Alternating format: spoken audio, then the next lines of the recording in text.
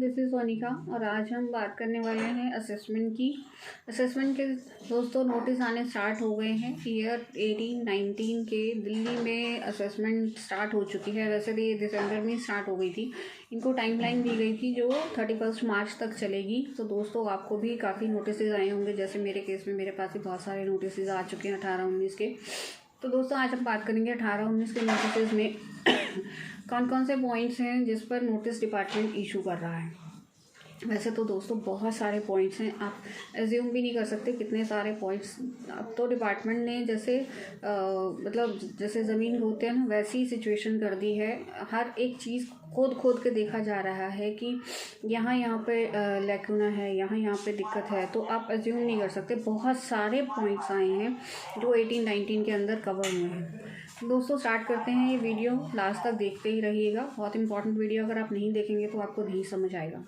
तो 18-19 में जो फर्स्ट मेजर पॉइंट्स कवर हुए हैं, आपकी 3B में पहला पॉइंट कवर करते हैं। आपकी 3B में आपने कितना ITC क्लेम किया है, और आपकी 2A के अंदर, उस टाइम पे 2A होती थी तो उस टाइम पे जो 2A होती थी उसके अंदर कितना ITC आया है, फर्स्ट पॉइंट है।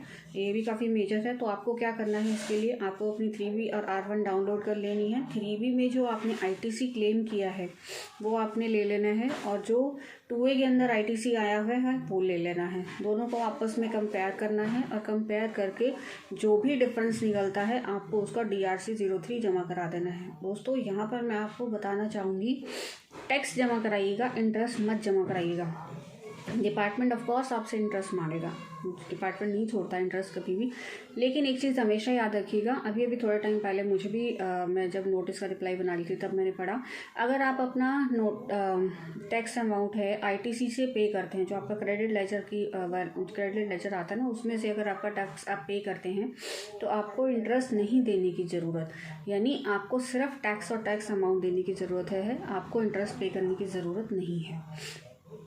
तो आपको सिर्फ वो जो टैक्स निकालना है 2A और 3B का जो ITC का डिफरेंस आएगा वो आपको निकाल के जमा कराना है DRC 03 से, और वो चालान आपको जमा करा देना है। इसके साथ आप ये वाली नोटिफिकेशन लगा दीजिएगा कि अगर आप ITC से अपना टैक्स जमा करा रहे हैं तो आपको इंटरेस्ट पे करने की ज़रूरत नहीं है। पहला पॉइंट ये कवर हुआ दोस्तों। दूसरा पॉइंट, अगर आपने 9 फाइल कर रखी है तो 9 के अंदर आपने एग्जम्प्टेड सप्लाई और टैक्सेबल सप्लाई को अलग अलग दिखाया हो, ये बहुत ज़रूरी पॉइंट है, ध्यान रखिएगा।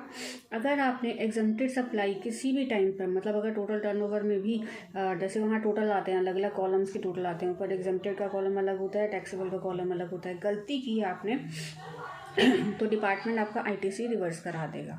तीसरा पॉइंट, आपकी कॉमन सप्लाई है। अगर आपकी कॉमन सप्लाई है मतलब आप मटेरियल भी प्रोवाइड करते हैं और कुछ और साथ में सप्लाई सर्विसेज भी देते हैं, तो कॉमन सप्लाई में आता है। और अगर आप कॉमन सप्लाई दे रहे हैं तो आपको अपना ITC जो अगर इसमें एग्जम्प्टेड भी है तो आपको अपना ITC जो है उतना पोर्शन, जितना पोर्शन एग्जम्प्टेड वाला है उतना आपको रिवर्सल करना पड़ेगा। जैसे मेरे पास एक नोटिस आया है, उसके अंदर एग्जम्प्टेड सप्लाई भी है, टैक्सेबल सप्लाई भी है, और मतलब आप मटेरियल भी सेल करते हैं और एग्जम्प्टेड भी सेल करते हैं। तो हमने एग्जम्प्टेड वाला पोर्शन जो था, उन्होंने हमें नोटिस दिया 0.00325% जो थे हमने ले रखा था, और उसका उन्होंने 2400 का चालान बनाया और हमें दिया, और अब हमने ये 2400 का चालान पे कर दिया। तो ये एग्जम्प्टेड जो सप्लाई है उसका जो ITC है आपको प्रोपोर्शन में कैलकुलेट करना पड़ेगा दोस्तों।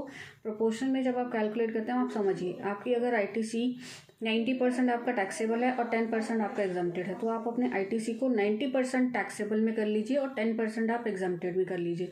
तो 10% जो आपने ले लिया है, जो आपने क्लेम कर लिया है, उसको आप रिवर्स करेंगे, उसके चालान को आप DRC 03 आप उसको जमा कराएंगे। तो ये हमारा चौथा पॉइंट जो मेजर था।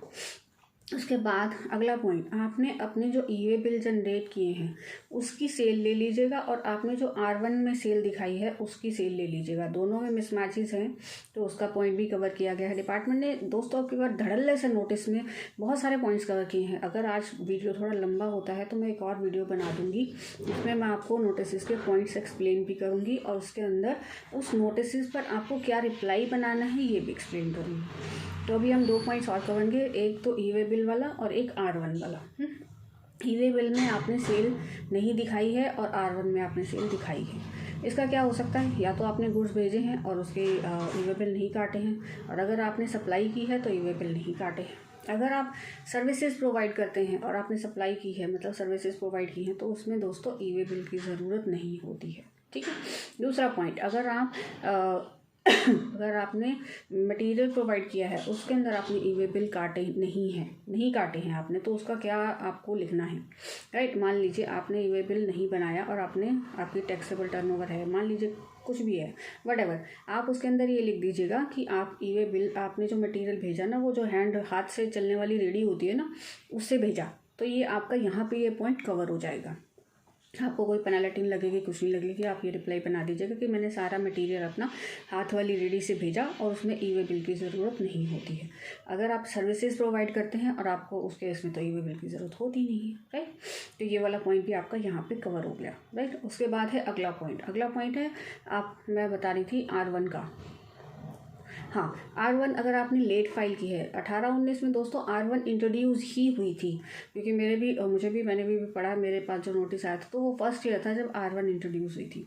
तो अगर आपने भी R1, मेरे केस में क्या था कि क्लाइंट ने जिससे पहले रिटर्न फाइल कराई थी उन्होंने लेट फाइलिंग की थी, तो R1 अगर आपकी भी लेट फाइल हुई है तो हो सकता है उसके ऊपर पेनल्टी, लेट फीस आपने ना पे की हो, तो इसका भी पॉइंट कवर किया है डिपार्टमेंट ने कि आपकी जो R1 लेट फाइल हुई है, जितने दिन लेट फाइल हुई है उसके ऊपर 50 रुपये पर डे के हिसाब से पेनल्टी कैलकुलेट करती है। जैसे हमारे केस में 48,000 समथिंग की पेनल्टी आ गई थी, क्योंकि हमने 1100-1200 दिन के बाद की थी। अब इसका सोल्यूशन क्या है, अब 1100-1200 दिन की पेनल्टी लग गई, मान लीजिए आपके केस में कितनी भी पेनल्टी लग गई, अब आप क्या करेंगे दोस्तों, यहाँ पर आपको एक नोटिफिकेशन लगानी है। नोटिफिकेशन अगर आप कहेंगे तो मैं आपको शेयर कर दूँगी। तो नोटिफिकेशन लगानी है, उस टाइम पे ना R1 जब फर्स्ट टाइम इंट्रोड्यूस हुई थी, तो जो R1 थी वो अप्रैल 18 से लेकर नवंबर 19 तक उसकी लेट फीस वेव ऑफ कर दी गई थी। तो आपको ये नोटिफिकेशन साथ में लगा देनी है, तो आपकी लेट फीस जो है चाहे कितनी भी हो, सारी वेव ऑफ हो जाएगी, तो आपको कोई टेंशन नहीं लेनी है।